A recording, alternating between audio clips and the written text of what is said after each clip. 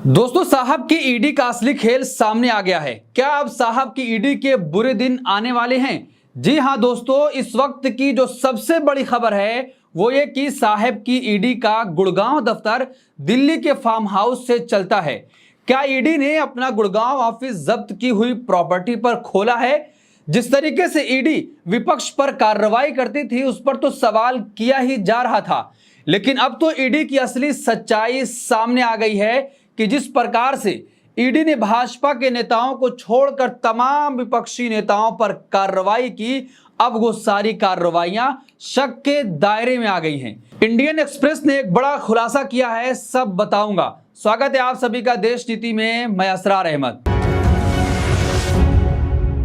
देश नीति, केवल सच्ची और पक्की खबरें। साहब के इशारे पर ईडी जो खेल खेल रही थी, धीरे धीरे उसका भांडा फूट रहा है। एक एक करके सारी परतें अब खुलने लगी हैं। साहब भी अब वो वाले नहीं रहे कि जो मन करता था सब कर डालते थे। अब तो जनता ने अपना जनादेश देकर साहब को भी बता दिया है कि ये अब आपकी मनमानी बहुत दिनों तक नहीं चलने वाली है। जी हां दोस्तों, साहब जो लुका छुपी का खेल ईडी, सीबीआई और आईटी के पीछे रहकर खेलते थे, अब उसका अंत होने वाला है, क्योंकि ईडी की असली सच्चाई सामने आ गई है। दरअसल मामला यह है कि पिछले 2 साल से दक्षिणी दिल्ली में ग्रीन्स और रजौकरी में फार्म नंबर 22 ईडी के गुड़गांव जोनल कार्यालय के रूप में काम कर रहा है। ईडी ने जांच के दौरान इस फार्म हाउस को जब्त किया था। इसकी जब्ती को उस बैंक ने चुनौती दे दी है जिसके पास संपत्ति गिरवी रखी गई थी। 2.5 एकड़ जमीन में फैले इस फार्म हाउस में सारी सुख सुविधाएं मौजूद हैं। आप अंदाजा लगाइए कि ईडी का जो असली खेल चल रहा था अब वो खुलकर सामने आ गया है। ईडी की असली सच्चाई सामने आ गई है। क्या साहब के इशारे पर जो ईडी कार्रवाई कर रही थी, ईडी को उसके बदले में बहुत सारी सुविधाएं और अधिकारियों को बहुत सारी चीजें मिल रही थी, क्योंकि 2.5 एकड़ जमीन में फैले इस फार्म हाउस को ईडी अपने जोनल ऑफिस के तौर पर इस्तेमाल कर रहा है। और यह फार्म हाउस कोई ऐसा नहीं है, बल्कि इसमें सारे सुख सुविधाएं मौजूद हैं।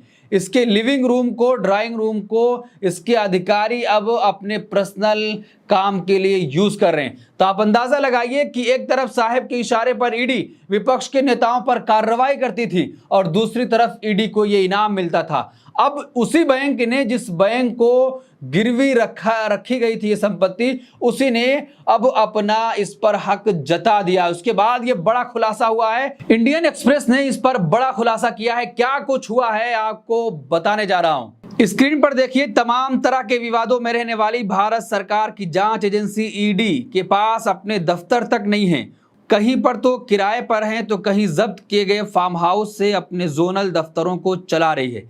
इंडियन एक्सप्रेस ने पड़ताल के बाद बताया है कि गुड़गांव जोनल ऑफिस का ईडी दफ्तर दिल्ली में एक फार्म हाउस चलाया जा रहा है। ये फार्म हाउस भी ईडी ने जांच के दौरान जब्त किया था। सिर्फ जब्त ही नहीं किया, बल्कि असली सच्चाई कुछ और है। मैं आपको बताऊंगा कि किस तरीके से इंडियन एक्सप्रेस ने एक एक करके सारी परतें खोल दी हैं कि हमेशा विवादों में रहने वाली ईडी के पास अपना दफ्तर तक नहीं है। दिल्ली में दफ्तर नहीं, गुड़गांव में नहीं, जोनल ऑफिस के तौर पर अब उसका इस्तेमाल कर रही है। इंडियन एक्सप्रेस की रिपोर्टर ने फार्म हाउस के अंदर जाकर पड़ताल की। कैजुअल कर्मचारियों सहित लगभग 100 का स्टाफ अंदर काम करता हुआ मिला। फार्म हाउस का विशाल केंद्रीय लॉन, जिसकी बाजार दर लोकल प्रॉपर्टी डीलरों ने 120 करोड़ रुपए लगाई है, देवदार के पेड़ों और ताड़ के पेड़ों से घिरा हुआ है। लेकिन इस लॉन में ईडी ने जब्त की गई कारों के लिए पार्किंग स्थल के रूप में बना रखा है। इंडियन एक्सप्रेस के मुताबिक अधिकारियों ने बताया कि जब नई दिल्ली में ईडी मुख्यालय के पास जब्त की गई महंगी कारों को पार्क करने के लिए जगह की कमी होती है, तो वे उन्हें रजौकरी में इस विशाल ईडी दफ्तर में खड़ा कर देते हैं। जब्त कारों के लिए एक यार्ड के अलावा एक बड़ा लिविंग रूम भी ईडी द्वारा एजेंसी के ट्रेनिंग सेंटर के रूप में काम करता है।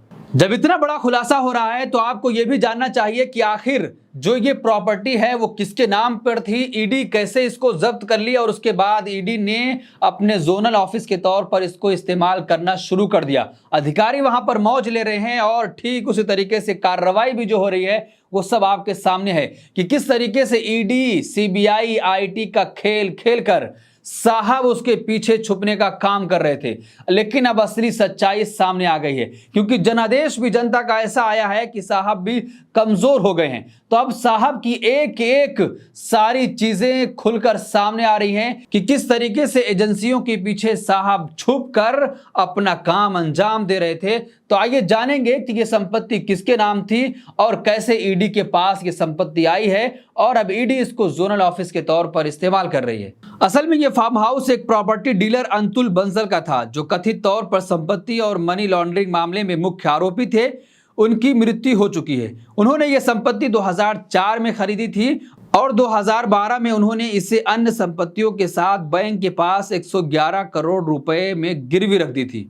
रजोकरी फार्म हाउस की अंतुल बंसल की कंपनी विजडम रियल्टर्स ने यूनियन बैंक ऑफ इंडिया के पास गिरवी रखा था और कर्ज नहीं चुका पाने के बाद बैंक ने 2017 में संपत्ति पर कब्जा कर लिया।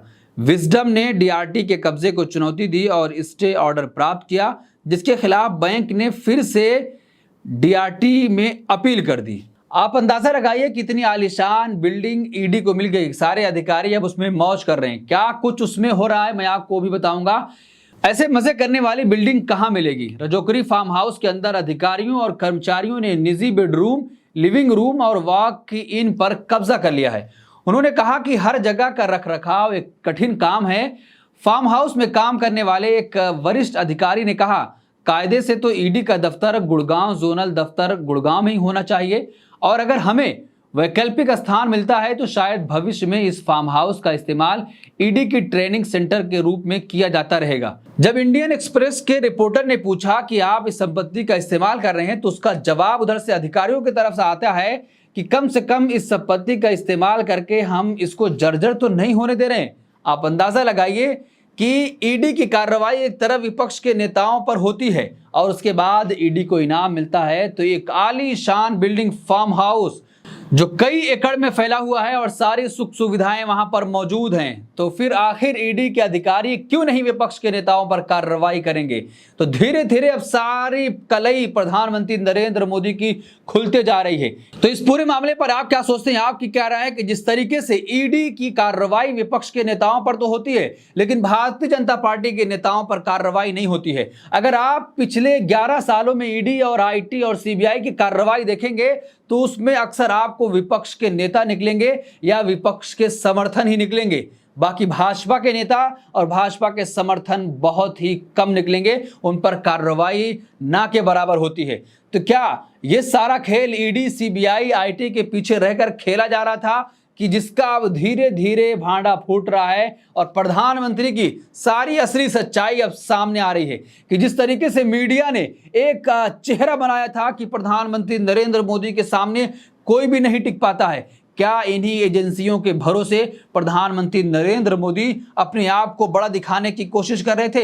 अब हरियाणा में चुनाव है तो चुनाव के लास्ट 2 दिन में प्रधानमंत्री हरियाणा पहुंचे ही नहीं। क्या अब प्रधानमंत्री का ग्राफ गिरने लगा है क्योंकि ईडी, सीबीआई और आईटी के ऐसे कारनामे बाहर आने लगे हैं और अब विपक्ष भी मजबूत हो गया है। तो इस पूरे मामले पर आप क्या सोचते हैं, आपकी क्या राय है, कमेंट बॉक्स अपनी राय जरूर दें और ऐसी तमाम खबरों के लिए देखते रहिए देश नीति। धन्यवाद।